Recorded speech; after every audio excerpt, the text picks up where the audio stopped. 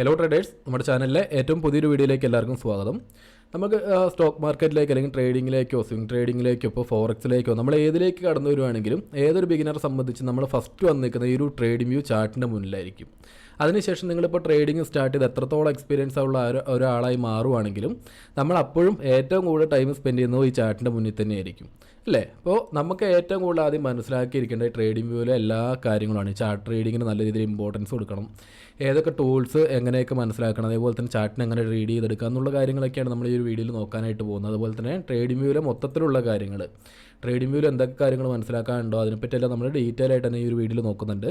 അപ്പോൾ മാക്സിമം ഒന്ന് സ്കിപ്പ് ചെയ്യാതെ കാണാനായിട്ട് ശ്രമിക്കുക. ഇപ്പോൾ ട്രേഡിംഗ് വ്യൂവിൻ്റെ ചാർട്ട് ഓപ്പൺ ചെയ്ത് വരുമ്പോൾ തന്നെ നമുക്ക് ഇങ്ങനത്തെ ഒരു പേജ് ആയിരിക്കും കാണാൻ പറ്റുക. അപ്പോൾ ഇതിലേക്ക് നോക്കിക്കഴിഞ്ഞാൽ നമുക്കിവിടെ ഫസ്റ്റ് തന്നെ ലോഗിൻ ചെയ്യാനുള്ള ഒരു ഓപ്ഷൻ കാണും. ഇത് ഫ്രീ ആയിട്ട് തന്നെ കേട്ടോ, നമ്മുടെ ഇമെയിൽ ഐ ഡി വെച്ച് ജസ്റ്റ് ഒന്ന് ലോഗിൻ ചെയ്താൽ മതി.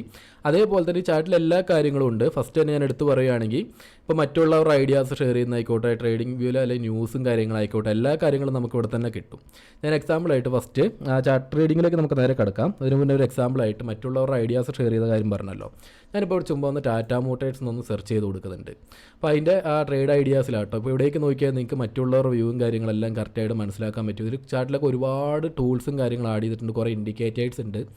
ഇവർ നെക്സ്റ്റ് സജഷൻ തരുന്ന രീതിയിൽ ഇങ്ങനെ കാര്യങ്ങളൊക്കെ കൊടുത്ത് നമുക്ക് കാണാൻ പറ്റും. അതേപോലെ ഇതിനകത്ത് ഓപ്പൺ ചെയ്യുമ്പോൾ തന്നെ നമുക്കിവിടെ നിഫ്റ്റി അല്ലെങ്കിൽ ഇൻഡെക്സ് ഫ്യൂച്ചേഴ്സ് എന്നൊക്കെ പറഞ്ഞിട്ട് കുറേ ഓപ്ഷനും കാണും. നമുക്ക് അതിനകത്തിപ്പോൾ ഞാൻ നേരെ ഈ ഒരു സൈഡിലൊരു ടൂളിലെ അതിനകത്ത് നിന്ന് ഞാൻ ആ ചാർട്ട് ഒന്ന് ഓപ്പൺ ചെയ്യുന്നുണ്ട്. ഇപ്പോൾ ചാർട്ട് ഓപ്പൺ ചെയ്ത് വരുമ്പോഴത്തേക്കും നമുക്ക് ഫസ്റ്റ് നിഫ്റ്റീൻ്റെ ചാർട്ടായിരിക്കും ഇവിടെ കാണുന്നത്. അപ്പോൾ ഇതിനകത്ത് മനസ്സിലാക്കേണ്ട കാര്യം എന്ന് പറയുന്നത്, ഇങ്ങനെ ഒരു ചാർട്ട് കാണുമ്പോൾ ഇതിലിപ്പോൾ ഓരോരോ ക്യാൻഡിൽസും കാര്യങ്ങളൊക്കെ കാണുന്നുണ്ടല്ലോ. അതേപോലെ ഫസ്റ്റ് തന്നെ ഇവിടെ നോക്കേണ്ട കാര്യം, ഇവിടെ ടൈം ഫ്രെയിം കാണാം. ഇപ്പോൾ ഇത് നമുക്ക് നോക്കുകയാണെങ്കിൽ 1 മിനിറ്റ്, 5 മിനിറ്റ്, 50 മിനിറ്റ്, 1 അവർ, അതേപോലെ തന്നെ ഡെയിലി ടൈം ഫ്രെയിം ഒക്കെ കാണാൻ പറ്റും. ഇപ്പോൾ ഞാൻ ഈ ചാർട്ട് ഡെയിലി ടൈം ഫ്രെയിമിലാണ് എടുത്ത് വെച്ചേക്കുന്നത്. ഈ ചാർട്ട് കാണിക്കുന്നത് വെച്ച് കഴിഞ്ഞാൽ ഒരു ദിവസം മാർക്കറ്റ് എവിടെ നിന്ന് ഓപ്പൺ ചെയ്ത് എത്ര പോയിൻറ്റ് മൂവ് ചെയ്തു, അല്ലെങ്കിൽ ഓരോ ദിവസത്തെയും പ്രൈസ് മൂവ്മെൻറ്റ് ഉണ്ടല്ലോ, അതിനായിരിക്കും നമുക്ക് ഈ ഓരോ ക്യാൻഡിൽസിലും കാണാൻ പറ്റുന്നത്. ഡെയിലി ടൈം ഫ്രെയിമിലാണെങ്കിൽ ഡെയിലി ഇന്നത്തെ ദിവസത്തെ ക്യാൻഡിലാണ് ഞാൻ ഇവിടെ എടുത്ത് വെച്ചേക്കുന്നത്. അപ്പോൾ ഇതിനകത്ത് നമുക്ക് കറക്റ്റായിട്ട് ഇങ്ങനെ ഒന്ന് വെച്ച് നോക്കുമ്പോൾ തന്നെ നമുക്ക് ഈ സൈഡിൽ ഇവിടെ ഓപ്പൺ ചെയ്തത്, അതേപോലെ തന്നെ ഹൈ പോയത്, ലോ പോയത്, ക്ലോസ് ചെയ്തതൊക്കെ നമുക്ക് കാണാനായിട്ട് പറ്റും. ജസ്റ്റ് ആ ഒരു ക്യാൻഡിലേക്ക് ഇങ്ങനെ ഒന്ന് വെച്ച് നോക്കുമ്പോൾ തന്നെ നമുക്ക് ലാസ്റ്റ് ദിവസത്തെ നിഫ്റ്റി ഓപ്പൺ ചെയ്തത് 24,184, അതേപോലെ തന്നെ ക്ലോസ് ചെയ്തതാണെങ്കിൽ 24,143, അതേപോലെ എല്ലാ കാര്യങ്ങളും നമുക്ക് കാണാനായിട്ട് പറ്റും.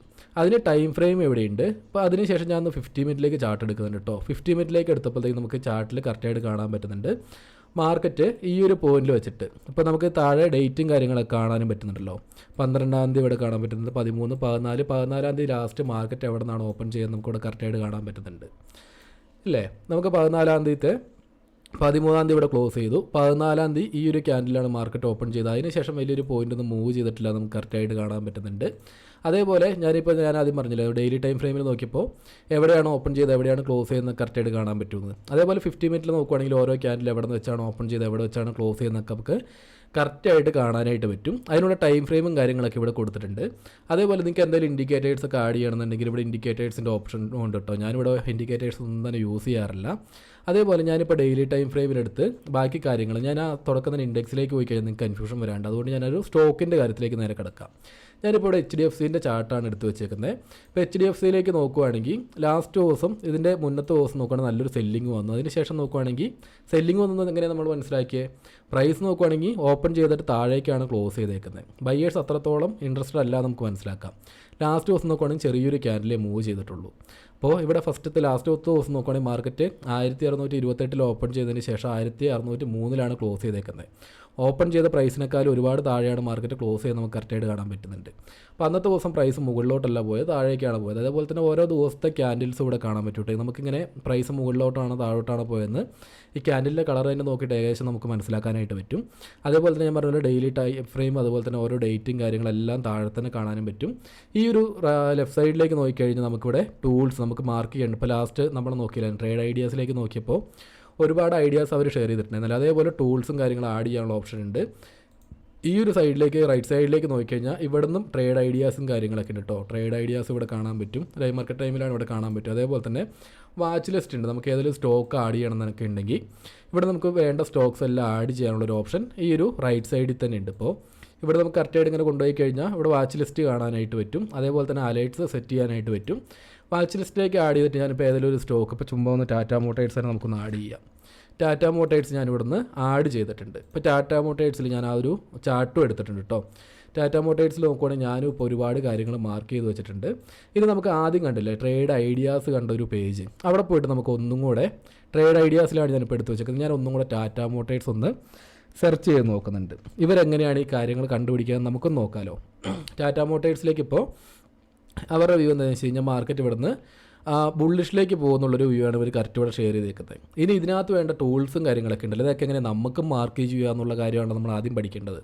അപ്പോൾ അതിനുവേണ്ടി ഞാൻ ഫസ്റ്റ് ഇവിടെ നമ്മുടെ ടാറ്റ മോട്ടേഴ്സ് ഓപ്പൺ ചെയ്ത് വെച്ചിരിക്കുന്ന ഈ ഒരു ഇതിലല്ലേ, അപ്പോൾ ടാറ്റ മോട്ടേഴ്സ് ഞാനിവിടെ എടുക്കുന്നുണ്ട്. അപ്പോൾ ഇതിനകത്ത് ടാറ്റ മോട്ടേഴ്സ് മാറിപ്പോയി അല്ലേ, ടാറ്റ മോട്ടേഴ്സ് ഞാനിവിടേക്ക് എടുത്ത് വെക്കുന്നുണ്ട്. അതേപോലെ ഇവർ മാർക്ക് ചെയ്ത് വെച്ചേക്കുന്ന ലെവൽ എന്ന് പറയുന്നത് ഏകദേശം ഒരു 1045 ആ ഒരു പോയിന്റിലല്ലേ. അപ്പോൾ ഞാനിവിടേക്ക് ചാർട്ട് എടുത്തു, ഡെയിലി ടൈം ഫ്രെയിമിലാണ് ചാർട്ട് എടുത്തേക്കുന്നത്. നമുക്ക് ഇപ്പോൾ കറക്റ്റ് കാണാനായിട്ട് പറ്റുന്നുണ്ട്. ഇതിനകത്ത് വരേണ്ട ഇവർ മാർക്ക് ചെയ്തേക്കുന്ന ടൂൾസും കാര്യങ്ങളൊക്കെ ഇല്ലേ, ഈ ഒരു സോണുണ്ട്, ട്രെൻഡ് ലൈൻ ഉണ്ട്, പല പല ഇൻഡിക്കേറ്റേഴ്സ് ഉണ്ട്. ഒരു ബിഗിനർ സംബന്ധിച്ച് അതിൻ്റെ ഒന്നും ആവശ്യമില്ല. നമുക്ക് തുടക്കത്തിൽ ഈ പറഞ്ഞ പോലെ കുറച്ച് കാര്യങ്ങൾ മാത്രം മനസ്സിലാക്കി പോയാൽ മതി. ഇപ്പോൾ ഇവർ പറഞ്ഞേക്കുന്ന ലെവൽ 1032 ആണല്ലേ. അപ്പോൾ ഇവിടെ നോക്കുകയാണെങ്കിൽ 1032 ഏകദേശം പ്രൈസ് ഇപ്പോൾ 1062 വരെ പോയിട്ടുണ്ട്, 30 പോയിൻറ്റിന് മേലെ പോയിട്ടുണ്ട്. അപ്പോൾ ഇവർ കണ്ടുപിടിച്ച കാര്യങ്ങൾ എങ്ങനെയൊക്കെയാണ്, അതിന് വേണ്ടിയിട്ട് നമുക്കൊരു കുറച്ച് ടൂൾസ് വേണം. നമ്മൾ ഈ ടൂൾസും കാര്യങ്ങളൊക്കെ വെച്ചിട്ടാണ് മാർക്കറ്റിൽ സപ്പോർട്ട്, റെസിസ്റ്റൻസ്, മാർക്കറ്റ് എവിടെ നിന്ന് റിവേഴ്സ് ആവും, എവിടെ നിന്ന് മുകളിലോട്ട് പോകും, ഈ കാര്യങ്ങളൊക്കെ മനസ്സിലാക്കുന്നത്. അതിന് വേണ്ടിയിട്ട് നമുക്കൊരു കുറച്ച് ടൂൾസ് ആദ്യം വേണം. ഞാനിപ്പോൾ അതിന് വേണ്ടിയിട്ട് നമുക്ക് വേണ്ടി വരുന്ന ഒരു ബിഗിനർ സംബന്ധിച്ച് എന്തൊക്കെ ടൂൾസ് വേണോ അതൊക്കെ ഞാനിവിടെ മാർക്ക് ചെയ്തെടുത്ത് വെച്ചിട്ടുണ്ട്. അപ്പോൾ അതിനകത്ത് കറക്റ്റായിട്ട് പറയുകയാണെങ്കിൽ ഈ സൈഡിൽ നമുക്ക് ഓരോരോ ടൂൾസ് കാണാം. ഇപ്പോൾ ട്രെൻഡ് ലൈൻ്റെ ടൂളാണെങ്കിൽ, അതുപോലെ തന്നെ ഹൊറിസോണ്ടൽ ലൈൻ ആണെങ്കിലും, അതേപോലെ തന്നെ ഫിബിൻ്റെ ടൂളാണെങ്കിലും കുറേ ഇവിടെ ഉണ്ട്. അതേപോലെ തന്നെ പൊസിഷൻ ടൂളാണെങ്കിൽ ഈ സൈഡിലുണ്ട്. ലോങ് പൊസിഷൻ എന്ന് പറയുമ്പോൾ നമുക്ക് മാർക്കറ്റ് മുകളിലോട്ട് പോവുകയാണെങ്കിൽ നമുക്കത് മനസ്സിലാക്കാനായിട്ട്. അതുപോലെ ഒരുപാട് ടൂൾസ് ഉണ്ട്, മാർക്ക് ചെയ്യാനുള്ള ഡ്രോയിങ്സ് ഉണ്ട്. അതേപോലെ തന്നെ നമുക്ക് ടെക്സ്റ്റ് എന്തെങ്കിലും ആഡ് ചെയ്യണമെന്നുണ്ടെങ്കിൽ അതിനുള്ള കാര്യങ്ങളുണ്ട്. ഞാനിപ്പോൾ ഇവിടെ ഒരു കുറച്ച് ടൂൾസ് ഇവിടെ മേലെ എടുത്ത് വെച്ചേക്കുന്നത് കാണുന്നില്ലേ. ഇപ്പോൾ ഈ പോയിന്റിലേക്ക് നോക്കിയാൽ കുറച്ച് ടൂൾസ് എടുത്ത് വെച്ചേക്കുന്നത് കാണാൻ പറ്റും. അതേൽ ഇപ്പോൾ ഈ ഒരു ടെക്സ്റ്റിൻ്റെ ടൂൾ നോക്കുകയാണെങ്കിൽ ഞാനിവിടെ ടെക്സ്റ്റിൻ്റെ ടൂൾ എടുത്ത് വെച്ചിട്ടുണ്ട്. ഇപ്പോൾ ഏതൊരു പോയിന്റ് ഇവിടെ എടുത്ത് വെച്ചിട്ടുണ്ട്. ഇതിനകത്ത് നോക്കിയാൽ നിങ്ങൾക്ക് ഒരു ചെറിയൊരു ആരോ മാർക്ക് അല്ലെങ്കിൽ ഒരു ഇൻഡിവിജ്വൽ നമുക്ക് കാണാൻ പറ്റും. അതിനകത്തേക്ക് ഒന്ന് ക്ലിക്ക് ചെയ്ത് വെക്കുകയാണെങ്കിൽ ഇപ്പോൾ അവിടെ നിന്ന് റിമൂവ് ആയി. ഇതിപ്പോൾ ആഡ് ടു ഫേവറേറ്റിലേക്ക് കൊടുക്കുകയാണെങ്കിൽ നമുക്കെന്ന് വെച്ച് കഴിഞ്ഞാൽ നമുക്ക് വേണ്ട ടൂൾസ് മാത്രം ഇവിടെ സെലക്ട് ചെയ്ത് എടുത്ത് വെക്കാനായിട്ട് പറ്റും. നമുക്ക് ഇതിൻ്റെ ഒരു ട്രേഡ് എടുക്കുന്ന ടൈമിൽ പോയിട്ട് തപ്പി പിടിച്ച് പോകേണ്ട കാര്യമില്ല. വേണ്ട ടൂൾസ് എല്ലാം ഇതേപോലെ ആഡ് ചെയ്ത് വെക്കും. ഞാനിപ്പോൾ എൻ്റെ ചാറ്റിലേക്ക് നോക്കിക്കഴിഞ്ഞാൽ ഞാൻ വളരെ കുറച്ചൊരു ടൂൾസ് മാത്രമേ ആഡ് ചെയ്തിട്ടുള്ളൂ. ഇനിയിപ്പോൾ ഇവർ കണ്ടുപിടിച്ച കാര്യങ്ങളുണ്ടല്ലോ, ഇപ്പോൾ ടാറ്റ മോട്ടേഴ്സിലേക്ക് ഈ വലിയ വലിയ ആൾക്കാരൊക്കെ ഇവിടെ ഷെയർ ചെയ്ത ഡീറ്റെയിൽസ്, മാർക്കറ്റ് മുകളിലോട്ട് പോകുമെന്ന് പറഞ്ഞത്, അത് നമുക്കിനി എങ്ങനെ കണ്ടുപിടിക്കുക എന്നുള്ള കാര്യം നോക്കാം. ഫസ്റ്റ് ഞാൻ ഇതിന് എടുക്കുന്ന ഒരു ടൂളെന്ന് പറയുന്നത് ഈ ഒരു സോണിൻ്റെ ഒരു റെക്ടാങ്കിൾ, ഈ ഒരു ടൂളാണ് എടുത്ത് വെക്കുന്നത്, സോണ് മാർക്ക് ചെയ്യാനുള്ളത്. ഇപ്പോൾ നിങ്ങൾക്ക് നോക്കിക്കഴിഞ്ഞാൽ കറക്റ്റായിട്ട് ഈ ഒരു സൈഡിലെ ഉള്ളൊരു ടൂളാണിത്. അപ്പോൾ ഇതിനകത്ത് നോക്കിക്കഴിഞ്ഞാൽ ഒരുപാട് ടൂൾസ് ഉണ്ട്. ഞാൻ ഈ ഒരു ടൂൾ മാത്രം എടുത്ത് വെച്ചേക്കുന്നത്. അപ്പോൾ ഈ ടൂൾ വെച്ചിട്ട് നമുക്കിപ്പോൾ കാര്യങ്ങളൊന്ന് നോക്കാം.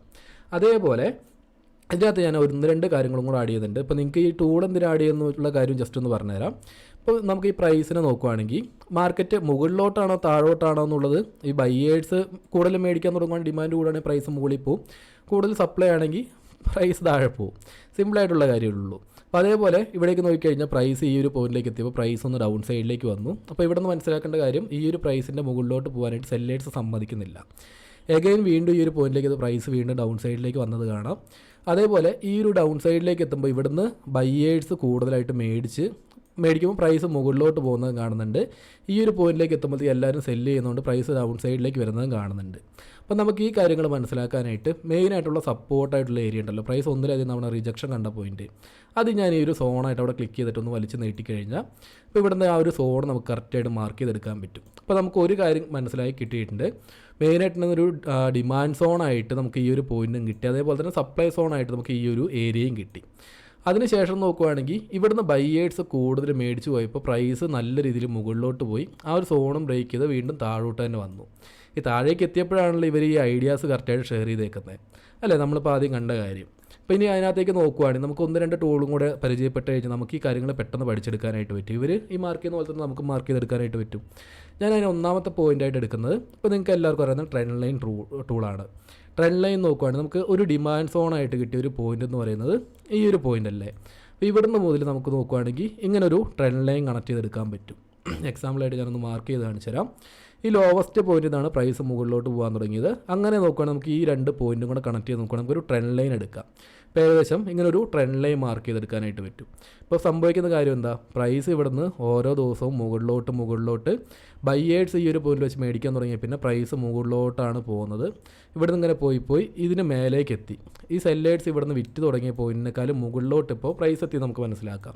അതേപോലെ തന്നെ ഇവിടെ നിന്നെല്ലാം ബയേഴ്സ് കൂടുതലായിട്ട് മേടിക്കുന്നുണ്ട് ഈ ഒരു ട്രെൻഡ് ലൈനിലേക്ക് അടുത്തെത്തുമ്പോഴത്തേക്കും. അപ്പോൾ ഇവിടുന്ന് വീണ്ടും ഇവിടുന്ന് ബയേഴ്സ് മേടിക്കുന്നതായിട്ട് നമുക്ക് കാണാൻ പറ്റുന്നുണ്ട്. ഇപ്പോൾ അവർ പറഞ്ഞ പോലെ 1030 അവർ പറഞ്ഞ സ്റ്റോക്ക് ഇപ്പോൾ 1062 അവർ പോയിന്റ് വരെയൊക്കെ പോയിട്ടുണ്ടായിരുന്നു അല്ലേ, 1080 വരെയൊക്കെ പോയിട്ടുണ്ട്. അതിനുശേഷമാണ് ഇപ്പോൾ വീണ്ടും ഒന്ന് താഴത്തോട്ട് പ്രൈസ് നിൽക്കുന്നത്.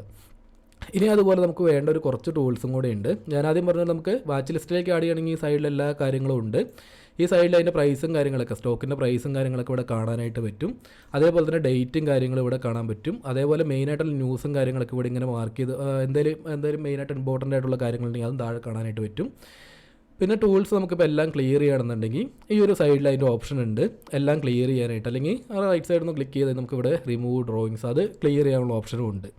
പിന്നെ ഇവിടെ വേണ്ട വേറൊരു കാര്യങ്ങളെന്ന് പറഞ്ഞാൽ ആഡ് അലേർട്ട്സ്. നമുക്ക് എന്തായാലും ഒരു സ്റ്റോക്ക് ഇപ്പോൾ ഒരു പോയിന്റ് ബ്രേക്ക് ചെയ്ത് പോയിട്ട് നമുക്ക് അവിടെ നിന്ന് ബൈ ചെയ്യണമെങ്കിൽ അങ്ങനെ അലേർട്ട് സെറ്റ് ചെയ്യാനായിട്ട് പറ്റും.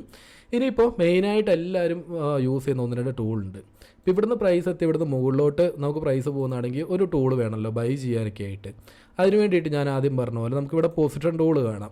ഇപ്പോൾ നമ്മൾ മാർക്കറ്റ് മുകളിലോട്ട് പോകുന്നതാണെങ്കിൽ നമ്മൾ ഈ രീതിയിൽ ഒരു പൊസിഷൻ ടൂൾ വെച്ച് നോക്കിയാൽ നമുക്ക് എവിടെ നിന്ന് മേടിക്കുക, എത്ര രൂപ റിസ്ക് വെക്കുന്നുണ്ട്, എത്രയാണ് ടാർഗറ്റ് വെക്കുന്നത്, എല്ലാ കാര്യങ്ങളും ആഡ് ചെയ്യാൻ പറ്റും. ഞാൻ ഇതിൻ്റെ ഒരു ഡീറ്റെയിൽ ആയിട്ട് ഒരു വീഡിയോ കൂടെ ചെയ്ത് തരാം നിങ്ങൾക്ക് റിസ്ക് മാനേജ്മെൻറ്റും കാര്യങ്ങളൊക്കെ മനസ്സിലാക്കാനായിട്ട്.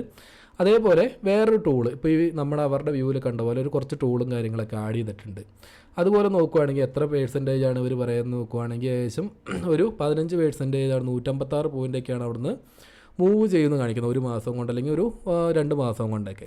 ഇപ്പോൾ നമുക്ക് അതുപോലെ നോക്കണമെങ്കിൽ സിമ്പിളായിട്ടുള്ള കാര്യം ഞാനിവിടെ പറഞ്ഞ ഒരു കുറച്ച് ടൂൾസ് എടുത്ത് വെച്ചിട്ടുണ്ട്. നമുക്ക് ഫസ്റ്റ് നോക്കുകയാണെങ്കിൽ പ്രൈസ് മുകളിലോട്ട് ഇങ്ങനെയാണ് പോകുന്നതെന്ന് കറക്റ്റായിട്ട് മനസ്സിലാക്കാം. പ്രൈസ് ഓരോ തവണയും മുകളിലോട്ടാണ് പോകുന്നതെന്ന് മനസ്സിലാക്കിയിട്ടുണ്ട്. അതേപോലെ ഇപ്പോൾ ഇവിടെ നിന്നാണ് സപ്പോർട്ട് എടുത്ത് നിൽക്കുന്നത്. അതേപോലെ നമുക്ക് വേറൊരു കാര്യം വേണ്ടതെന്ന് വെച്ച് കഴിഞ്ഞാൽ ഇവിടെ ഫിബിൻ്റെ ഒരു ടൂളുണ്ട്. ഈ ഫിബിൻ്റെ ടൂൾ നോക്കിക്കഴിഞ്ഞാൽ മാർക്കറ്റ് എത്ര മുകളിലോട്ട് പോയി, പ്രൈസ് എപ്പോഴും എന്താ വെച്ച് കഴിഞ്ഞാൽ ഒരേപോലെ മുകളിലോട്ട് ഇങ്ങനെ പോകില്ലല്ലോ. മാർക്കറ്റ് എപ്പോഴും ഒന്ന് മുകളിലോട്ട് പോകും, ബൈയിങ് കൂടുമ്പോൾ മുകളിലോട്ട് പോകും, സെല്ലിങ് വരുമ്പോൾ ഇച്ചിരി താഴോട്ട് വരും, വീണ്ടും ഇങ്ങനെ കറക്റ്റ് ചെയ്ത് ഇങ്ങനെയാണ് മാർക്കറ്റ് മൂവ് ചെയ്യുള്ളൂ. ഇപ്പോൾ നിങ്ങൾക്ക് ഈ ചാർട്ടിലേക്ക് നോക്കിക്കഴിഞ്ഞാലും കാണാൻ പറ്റും. ഇപ്പോൾ ഫിബിൻ്റെ ടൂളിലേക്ക് നോക്കിക്കഴിഞ്ഞാൽ ഞാനിപ്പോൾ മാർക്ക് ചെയ്തപോലെ ഇതായിരുന്നു നമ്മുടെ ഡിമാൻഡ് സോണായിട്ടുണ്ടായിരുന്നത്. ഡിമാൻഡ് സോൺ കേട്ടോ. ഇപ്പോൾ ടൂൾസ് മാർക്ക് ചെയ്യുന്നതൊക്കെ ഏകദേശം സിമ്പിളായിട്ടുള്ള കാര്യമാണ് കേട്ടോ. ഇത് കാണുമ്പോൾ ചെറിയൊരു കൺഫ്യൂഷൻ വന്നാൽ നിൽക്കുന്ന മാർക്ക് ചെയ്യാൻ എത്തുമ്പോഴത്തേക്കും സിമ്പിളായിട്ട് തന്നെ കണക്റ്റ് ആവും. ഇപ്പോൾ ഞാൻ നോക്കുമ്പോൾ ഈ ഡിമാൻഡ് സോണിൽ നിന്ന് പ്രൈസ് ഈ ഒരു ഹൈ പോയിന്റ് വരെ എത്തി, ഇവിടെ നിന്നാണ് സെല്ലിങ് വരുന്നത്. അപ്പോൾ ഞാൻ ഈ ഹൈയിലും ലോയും കൂട്ടിയിട്ട് ഈ ഫിബിൻ്റെ ടൂളൊന്ന് എടുത്ത് മാർക്ക് ചെയ്ത് നോക്കിയപ്പോൾ ഇത്രയും ഒരു ബൈയിങ് വന്നതിൻ്റെ ഒരു 50% ഇവിടെ നിന്ന് കവർ ചെയ്തിട്ടാണ് വീണ്ടും ബൈയിങ്ങിലേക്ക് പോകുന്നതെന്ന് മനസ്സിലാക്കി. അപ്പോൾ സിമ്പിളായിട്ട് പറയുകയാണെങ്കിൽ നമുക്ക് ഈ 2-3 ടൂൾ കൊണ്ട് തന്നെ ഇവരിപ്പോൾ ഇവിടെ മാർക്ക് ചെയ്ത് ഇത്രയും ഇൻഡിക്കേറ്റേഴ്സും കാര്യങ്ങളൊന്നും ഇല്ലാതെ തന്നെ നമുക്ക് കാര്യങ്ങൾ മനസ്സിലാക്കാനായിട്ട് പറ്റിയിട്ടുണ്ട്. എവിടെ നിന്നാണോ ബൈയിങ് വന്നത്, എവിടെ നിന്നാണോ സെല്ലിങ് വന്നത്, പ്രൈസ് ഇവിടുന്ന് മുകളിലോട്ട് പോകുന്നത് നമുക്ക് സിമ്പിളായിട്ട് മനസ്സിലാക്കാൻ പറ്റി. കാരണം മാർക്കറ്റിൽ ഒരു ബൈയിങ് വന്നിട്ടുണ്ടെങ്കിൽ എപ്പോഴും അതേപോലെ തന്നെ പോകില്ലല്ലോ, ഒന്ന് കറക്റ്റ് ചെയ്തിട്ടൊക്കെ ആയിരിക്കും പിന്നെയും പോകുന്നത്. അപ്പോൾ അവരുടെ വ്യൂവിലേക്ക് നോക്കുകയാണെങ്കിൽ നമുക്കും ആ കാര്യങ്ങൾ കറക്റ്റാക്കി മനസ്സിലാക്കി നല്ലൊരു ട്രേഡ് എടുക്കാനായിട്ട് പറ്റും. മനസ്സിലായില്ലേ? ഇനിയിപ്പോൾ ഒരു കുറച്ച് ടൂൾസിൻ്റെ കാര്യം ഞാൻ ആദ്യം ഇവിടെ എടുത്തു വെച്ചിട്ടുണ്ടായിരുന്നില്ലേ, അതിലേതൊക്കെയായിരുന്നു? ഞാൻ പറഞ്ഞ പോലെ ഇപ്പോൾ നമ്മൾ ഈ ഒരു ഫിബിൻ്റെ ടൂളിൽ ഏകദേശം കാര്യങ്ങളൊന്നും നോക്കിയിട്ടുണ്ട്. അതേപോലെ തന്നെ പൊസിഷൻ ബൈ ചെയ്യാനുള്ളത്, അതേപോലെ തന്നെ ഈ പാത്ത് ഇത് എന്താ വെച്ച് കഴിഞ്ഞാൽ ചാർട്ട് എങ്ങനെയൊക്കെയാണ് മൂവ് ചെയ്യുന്നത് ആ കാര്യങ്ങളൊക്കെ മനസ്സിലാക്കാനായിട്ടാണ് കേട്ടോ. ഞാനിപ്പോൾ ആ കാര്യങ്ങളൊന്നും കൂടെ ഡീറ്റെയിൽ ആയിട്ട് മനസ്സിലാക്കാൻ ഇത്രയും ടൂളാണ് എടുത്തേക്കുന്നത്. ഇപ്പോൾ നമ്മൾ സോണിൻ്റെ മാർക്ക് ചെയ്തായിരുന്നു. സോൺ നോക്കിയപ്പോൾ എന്തിനാ സപ്ലൈ ആണോ ഡിമാൻഡാണോ കൂടുതലെന്നുള്ള കാര്യം മനസ്സിലാക്കാനായിട്ട്. ട്രെൻഡ് ലൈൻ എന്തിനാ സപ്പോർട്ട് എടുത്ത് മാർക്കറ്റ് ഒരു പ്രൈസ് ഒന്ന് മുകളിലോട്ട് പോകുന്നുണ്ടെങ്കിൽ അടുത്ത തവണ പ്രൈസ് എവിടെ വരെ വരുമ്പോഴേക്കും ബയ്യേഴ്സ് ഇൻട്രസ്റ്റഡ് ആവുക എന്ന് മനസ്സിലാക്കാനൊക്കെ ആയിട്ടാണ് നമ്മൾ ഈ ട്രെൻഡ് ലൈൻ മാർക്ക് ചെയ്യുന്നത്. ട്രെൻഡ് ലൈൻ എന്ന് പറയുമ്പോൾ ഒന്ന് സപ്പോർട്ട് മനസ്സിലാക്കാനായിട്ട് നമുക്ക് 2 രീതിയിൽ സപ്പോർട്ട് മനസ്സിലാക്കാൻ പറ്റും. ഒന്ന് ഈ രീതിയിലുള്ള ട്രെൻഡ് ലൈൻ സപ്പോർട്ട് മനസ്സിലാക്കാനും, അതേപോലെ തന്നെ ഈ ഒരു രീതിയിൽ ഇപ്പോൾ നമുക്ക് ഈ ഒരു രീതിയിൽ പ്രൈസ് ഒന്ന് ഇവിടെ വന്നു വീണ്ടും മുകളിലോട്ട് പോവുകയാണെങ്കിൽ ഇവിടുന്ന് ബയ്യേഴ്സ് കൂടുതൽ മേടിക്കുന്നുണ്ടെന്നുള്ള കാര്യം നമുക്ക് മനസ്സിലാക്കാം. ബയ്യേഴ്സ് കൂടുതൽ മേടിക്കുന്നതുകൊണ്ടാണല്ലോ പ്രൈസ് മുകളിൽ പോകുന്നത്. ഇവിടെ എത്തുമ്പോൾ വീണ്ടും സെല്ലേഴ്സ് സെല്ല് ചെയ്യുന്നതുകൊണ്ടാണ് പ്രൈസ് ഡൗൺ സൈഡിൽ വരുന്നത്. അപ്പോൾ അങ്ങനെ വരുമ്പോൾ നമുക്ക് ഈ ഒരു രീതിയിൽ സോണും മാർക്ക് ചെയ്യാനായിട്ട് പറ്റും. ഞാനിപ്പോൾ ഫിബിൻ്റെ ടൂളിൻ്റെ എല്ലാത്തിൻ്റെയും എക്സാമ്പിൾ ഈ ചാർട്ടിലേക്ക് ഒന്നെടുത്ത് ഡീറ്റെയിൽ ആയിട്ട് പറഞ്ഞുതരാം. ഞാനിപ്പോൾ ഈ ചാർട്ടിൽ കുറേ കാര്യങ്ങൾ മാർക്ക് ചെയ്ത് വെച്ചിട്ടുണ്ട്. ഇപ്പോൾ ഈ ഒരു ചാർട്ടിലേക്ക് വരുവാണെങ്കിൽ നിങ്ങൾക്ക് ഇപ്പോൾ ഞാനെല്ലാം ഒന്ന് റിമൂവ് ചെയ്യാം. എന്നിട്ട് ആദ്യം മുതൽ പറഞ്ഞു തരുവാണെങ്കിൽ നിങ്ങൾക്ക് പെട്ടെന്ന് കാര്യങ്ങൾ കണക്റ്റ് ആവും.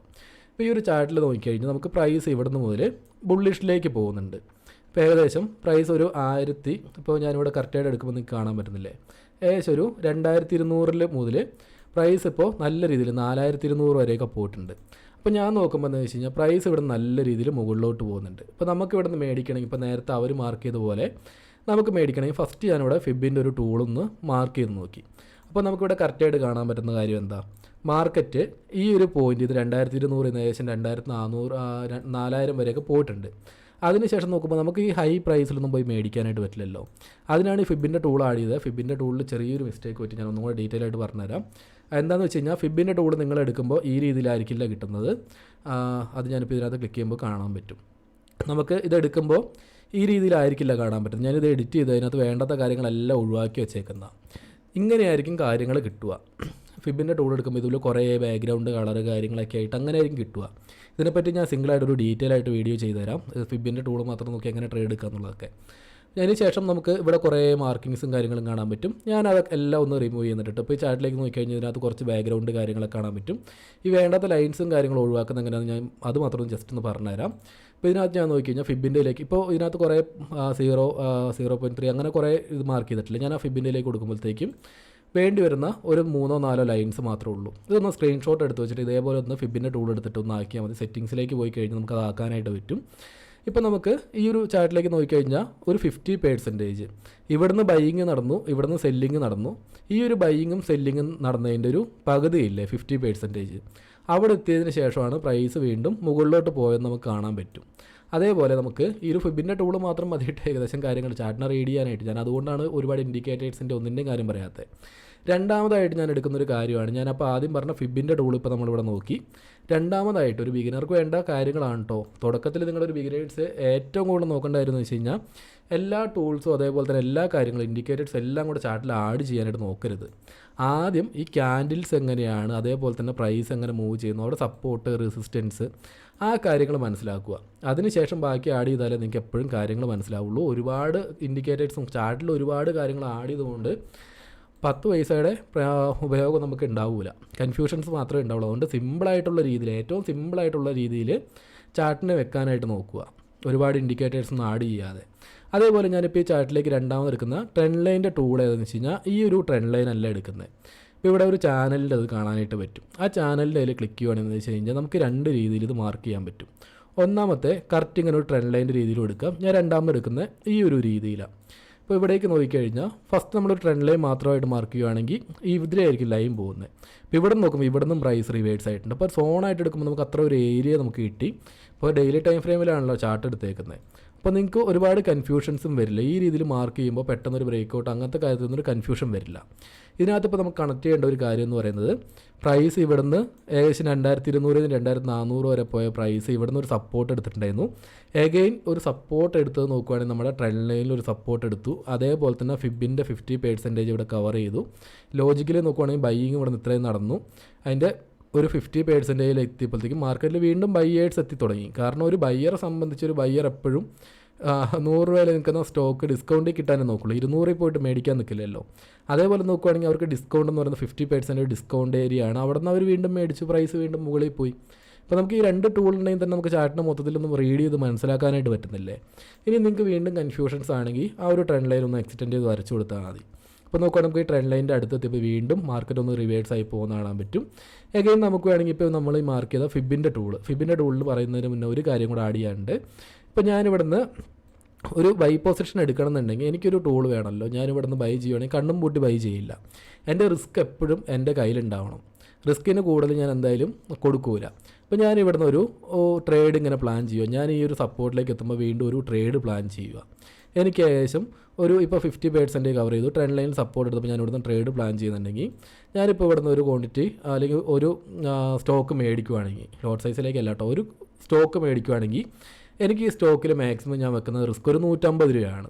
എനിക്കൊരു സ്റ്റോക്ക് മേടിക്കുമ്പോൾ എനിക്ക് 150 രൂപ നഷ്ടം വന്നാൽ കുഴപ്പമില്ല എന്ന് പറഞ്ഞിട്ട് ഞാൻ ഈ ഒരു ട്രെൻഡ് ലൈൻ സപ്പോർട്ട് എടുത്തപ്പോൾ ഞാൻ ഇവിടെ നിന്നൊരു ട്രേഡ് എടുക്കുകയാണെങ്കിൽ ഇപ്പോൾ എൻ്റെ ഞാൻ ഈ ടൂളിലേക്ക് ഒന്ന് ക്ലിക്ക് ചെയ്ത് കഴിഞ്ഞാൽ ഇവിടെ 153 150 എന്ന് പറഞ്ഞിട്ട് നമുക്ക് കാണാൻ പറ്റും. അതെൻ്റെ റിസ്ക്കാണ് ഈ റെഡ് കളറിൽ കാണുന്നത്. ഈ ഗ്രീൻ കളറിൽ കാണുന്ന 1000 രൂപ എൻ്റെ പ്രോഫിറ്റ്, 950 രൂപ പ്രോഫിറ്റ്. ഇപ്പോൾ ഇവിടെ റിസ്ക് റിവാർഡ് റേഷ്യോ നോക്കുവാണെങ്കിൽ ഏകദേശം 1:6 മേലെയുണ്ട്.